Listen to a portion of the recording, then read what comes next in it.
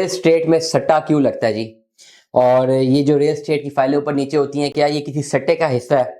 क्या आप जो है किसी जुए का हिस्सा तो नहीं बन रहे? अगर आपकी भी किसी प्रोजेक्ट में फाइल है और आप जो है किसी जुए का हिस्सा तो नहीं बन रहे, क्या ये जो जुआ जो बड़ी इस मुल्क की अशराफिया खेलती है और रियल स्टेट को स्टेक पे लगाती है और लाखों से करोड़ों और करोड़ों से अरब रुपया बनाती है, ये होता कैसे? आज मैं इस व्लॉग में आपको बताने लगा हूं।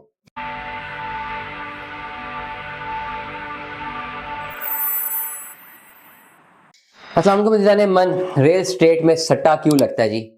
और ये जो रियल स्टेट की फाइलें ऊपर नीचे होती हैं, क्या ये किसी सट्टे का हिस्सा है? क्या आप जो है किसी जुए का हिस्सा तो नहीं बन रहे? अगर आपकी भी किसी प्रोजेक्ट में फाइल है और आप जो है किसी जुए का हिस्सा तो नहीं बन रहे, क्या ये जो जुआ जो बड़ी इस मुल्क की अशराफिया खेलती है और रियल स्टेट को स्टेक पे लगाती है और लाखों से करोड़ों और करोड़ों से अरब रुपया बनाती है, ये होता कैसे? आज मैं इस व्लॉग में आपको बताने लगा हूँ।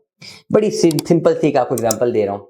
लेट अस सपोज कोई भी डेवलपर है, वो आता है जी मार्केट में, इस्लामाबाद के गिरदोनवा में हम बात करते हैं, मोटरवे M1 M2 में तो बहुत ज्यादा जमीनें आगे जाके ना। कोई भी डेवलपर आता है, वो कहता है जी मैंने अपनी इन्वेस्टमेंट करनी है यहाँ पे, मैंने कोई एक सोसाइटी बनानी। सोसाइटी बनाने के लिए उसको जितनी जमीनें चाहिए ना, एटलीस्ट 3 अरब रुपया उसके पास होना चाहिए। 3 अरब में वो जमीनें खरीदेगा। उसके बाद 20-25 करोड़ रुपया हलाल या हराम का रिश्वतें देगा, लीगलाइज करेगा, और फिर 20 से 25 करोड़ रुपया मार्केटिंग में लगाएगा। तो टोटल 3.5 अरब रुपए की इन्वेस्टमेंट है जो उसने सोसाइटी बनाने के लिए लगानी। अगर वो किसी शुगर मिल में अपनी इन्वेस्टमेंट करे या किसी फैक्ट्री में इन्वेस्टमेंट करे, ये बहुत बड़ी मिल लगा दे, तो उसके लिए उसको 2 अरब रुपया चाहिए होगा। लेकिन वो 2 अरब रुपया उसको कैश में चाहिए होगा लगाने के लिए। उसमें हालांकि प्रोडक्शन हो सकती है, चीनी बन सकती है, एक्सपोर्ट भी हो सकती है, बहुत कुछ चीजें हो सकती हैं, लेकिन वो वहां पे नहीं जाएगा। वो सोसाइटी बनाने को प्रेफर करेगा। क्यों करेगा, मैं बता रहा हूँ। सबसे पहले वो 3-3.5 अरब रुपए की जो इन्वेस्टमेंट है जो उसने करनी है किसी हाउसिंग प्रोजेक्ट को लॉन्च करने के लिए, वो उसके पास 3-3.5 अरब रुपए नहीं मौजूद होगा। उसकी कोशिश होगी कि पैसा मार्केट से उठाए। अब मार्केट पैसा उसको खुद देगी। उसने सिर्फ करना क्या है कि उसे पिंडी इस्लामाबाद के गिरदोनवा में जाना है, किसी जगह पे कोई लैंड देखने जो कि काफी ज्यादा लैंड अवेलेबल है। वो जाएगा आरडीए के दफ्तर, आरडीए से खाली एक परमिशन ले लेगा कि इस पर्टिकुलर जगह पे प्लानिंग की जा सकती है। अब यहाँ से पहला फ्रॉड शुरू होता है। आरडीए ने अपनी पहले परमिशन दे दी कि जी हाँ, यहाँ से प्लानिंग शुरू हो गई, यहाँ पे आप प्लानिंग कर सकते हैं, इस प्लानिंग को जो है आप ऑप्ट कर सकते हैं और इस पर्टिकुलर जगह पे अपनी सोसाइटी खड़ी कर सकते हैं। उस प्लानिंग को वो नाम देगा एनओसी का, और उस एनओसी को इस्तेमाल करते हुए वो बेचेगा मार्केट में, जो कि चौथे 5वें स्टेप पे जाके बेचेगा मार्केट में, जिसके अगेंस्ट उसने 25 करोड़ का पहले से पास रखा हुआ है कि मार्केटिंग में लगाना है। और ऐसी ह्यूज मार्केटिंग में लगाना है जिसमें डीलर्स भी इन्वॉल्व होंगे, यूट्यूबर्स भी इन्वॉल्व होंगे, बड़े बड़े एक्टर्स, बिलबोर्ड इन्वॉल्व होंगे, और बहुत बड़ी कंपेन चला देनी है मार्केटिंग की। अब यहां से पहला फ्रॉड शुरू होता है। अब 3 अरब रुपया खुद तो चाहिए उसको, कहां से लाए? वो अपने साथ लगाता है different property dealer, property agent, developer, जो भी नाम देते हैं आप इनको। वो उनको लगाते और कहते हैं भाई मुझे मार्केट से पैसा उठा के दो। इस तरह के एजेंट्स, डेवलपर्स या रियल एस्टेट एजेंट जिनका अच्छा नेटवर्क होता है, ये बड़े बड़े इन्वेस्टर्स के पास जाते हैं। उनको बोलते हैं जी 50 करोड़ रुपए हमें चाहिए, 30 करोड़ चाहिए, 40 करोड़ चाहिए, फलानी जगह पे हम सोसाइटी लॉन्च कर रहे हैं जिसमें रिटर्न ऑन इन्वेस्टमेंट 1 साल के अंदर आपको जो है 80 करोड़ का मिलेगा, 70 करोड़ का मिलेगा। अब जो इन्वेस्टर होता है वो तो होता है लालची, वो कहता है दे दो 50 करोड़ रुपए इनको, मुझे 70-80 करोड़ रुपए मिलेगा वापस। और वो अच्छा खासा बदमाश आदमी होता है। वो ये नहीं होता कि पैसे उठा लिए, उठा के ले गए और बाद में वापस ना कर सके तो वो छोड़ देगा। वो निकलवाना जानता है पैसा इनसे। इन्वेस्टर का क्या, इनको दे देगा जी 50 करोड़ रुपए, 60 करोड़, क्योंकि उस पैसा उसका अपना भी नहीं होगा, उसने कहीं ना कहीं से जो है लिया होगा। ये इलीगल फॉर्मेट्स की बात करो, लीगल फॉर्मेट्स की मैं बात नहीं कर रहा। लोगों को चूना कैसे लगता है, मैं उस हवाले से ही व्लॉग कर रहा हूँ। होगा क्या, 40-50 करोड़ रुपए एक से पकड़ा, दूसरे से पकड़ा, 5-6-7 इन्वेस्टर से पकड़ा, और जो 3 अरब रुपया चाहिए था वो मार्केट से इकट्ठा कर लिया, नंबर 1। लेकिन 3 अरब रुपया खुद इकट्ठा किया है। रिटर्न कितना करना है? अब 5 अरब रुपया इकट्ठा करना है, क्योंकि वो पैसा डायरेक्टली और इनडायरेक्टली प्रॉफिट के नाम पर सूद के लिए उठाया गया, सूद के ऊपर उठाया गया, और सूद के समेत वापस करना है। अब जब यहाँ पे आ गए, यहाँ पे इतना सारा पैसा तो आ गया, अब जितने भी एकड़ उन्होंने जमीन ली है, वो इतनी जमीन है ही नहीं कि अगर वहां पे सोसाइटी डेवलप हो भी जाए और बिक भी जाए सारी की सारी, वो इतनी जमीन है ही भी नहीं कि वो एटलीस्ट जो है ये 5-6 करोड़ अरब रुपए का जो मुनाफा क्रिएट करके ना सिर्फ इन्वेस्टर की जेबें भर सके बल्कि अपनी जेबें भी भर सके। ये पॉसिबल ही नहीं। तो वो क्या करते हैं, वो फिर मिलाते हैं अपने साथ बड़े बड़े डीलर्स को, यूट्यूबर्स को, फाइलें लॉन्च करते हैं और एड्स आना शुरू होते हैं। इस्लामाबाद के करीब तरीन मोटरवे M1 M2 के ऊपर सिर्फ 6 लाख रुपए डाउन पेमेंट, आसान किस्तों में 20 लाख रुपए का प्लॉट, और वो जो 25 करोड़ रुपया बचा के रखा होता है वो लगा देते हैं।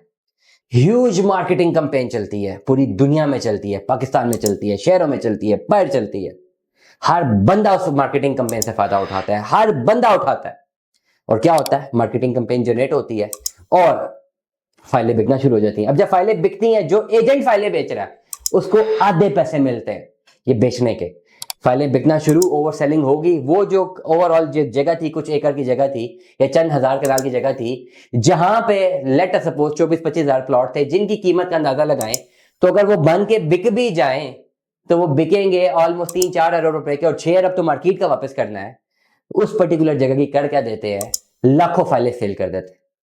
जब लाखों फाइलें सेल हो जाती हैं, फिर आती है सट्टेबाजी, जिसका जिक्र मैंने शुरू में किया था। फिर सट्टा खेला जाता है, और यही एक ग्रेट प्लेयर्स होते हैं जो सट्टा कभी प्रॉपर्टी में खेलते हैं, कभी सट्टा जाके खेलते हैं गोल्ड मार्केट में, कभी डॉलर मार्केट में, कहीं पर भी वो शिफ्ट हो जाते हैं इधर सट्टा खेलने के लिए। और ये बात मैंने तब की थी जब कैपिटल स्मार्ट सिटी में ऑन गेम आई थी, और मैंने टेक्निकली इसको आर्टिफिशियल बबल का नाम दिया था। आज से 2 साल पहले एडिटर से कहूंगा व्लॉग भी सामने चला दे, कोशिश करें व्लॉग चला दें। जब मैंने बात की थी आर्टिफिशियल बबल है, इसमें इस वक्त इन्वेस्टमेंट ना करना, ये आर्टिफिशियली क्रिएट हुआ है, वो सट्टा खेला जाता है। जब सट्टा खेला जाता है तो क्या करते हैं कि डिमांड बहुत ज्यादा जनरेट कर देते हैं, सप्लाई कम कर देते हैं। होता कि ऑटोमेटिकली आर्टिफिशियली उन फाइलों पे ऑन आना शुरू हो जाता है प्रॉफिट, क्योंकि डिमांड बहुत ज्यादा है। जब डिमांड बहुत ज्यादा है तो जो फिर लालची लोग हैं मेरे जैसे, और ऑडियंस में सुनने वाले काफी लोग, जो इनको लालच होती है कि यार ये फाइल में इन्वेस्टमेंट करें, फलाने बंदे ने 10 की ली थी 30 की बेची, यार हम भी ले लेते हैं, वो सारा अपनी जमा पूंजी उठा के इसमें डालना शुरू कर देते हैं। 10 लाख 15 लाख रुपया फाइलें प्रॉफिट में लेना शुरू कर देते हैं।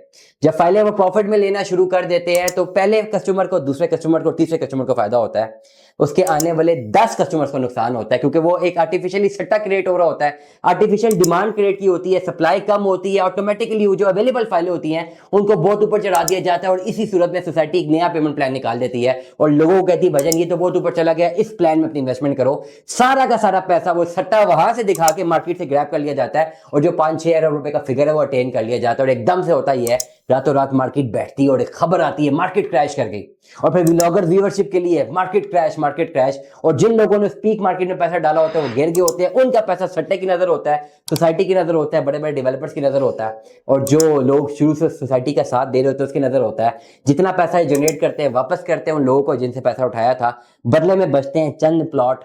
वो प्लॉट बहुत सारे लोग जो है दिल बर्दाश्त हो जाते हैं, भाग जाते हैं, उनका पैसा डूब जाता है। कुछ लोग सस्टेन कर जाते हैं, फिर आहिस्ता आहिस्ता उनको प्लॉट मिलते हैं, और फिर जिन लोगों को प्लॉट मिलते हैं वो बाद में उसे मुनाफा कमाते हैं। इस तरह पाकिस्तान के कॉन्टेक्स्ट में ये चीज चलती है, और इसमें हर बंदा जिम्मेदार है। मुल्की इस्टाफिया, रूलिंग एलीट, अरबाब इख्तियार, मैं, आप, यूट्यूबर्स देखने वाले सुनने वाले, हुकूमत, सारे लालची लोग, डेवलपर्स, और हर बंदा इस पूरे के पूरे घन चक्कर में इन्वॉल्व है। होता कुछ यूं है कि 100 लोग इन्वेस्टमेंट करते हैं, 90 जो है पैसा डबो देते हैं, 10 लोगों को फायदा होता है, और उनको इतना फायदा होता है कि वो करोड़पति से अरबपति बनते हैं, और उन्हीं को देखा देखी फिर लोग किसी और प्रोजेक्ट को लॉन्च किया जाता है और वहां पे अपनी इन्वेस्टमेंट करते हैं। That's how it works. दुआ में याद रखिएगा, अपना बहुत सारा ख्याल रखिएगा। स्टे ट्यून्ड में। अल्लाह हाफिज़।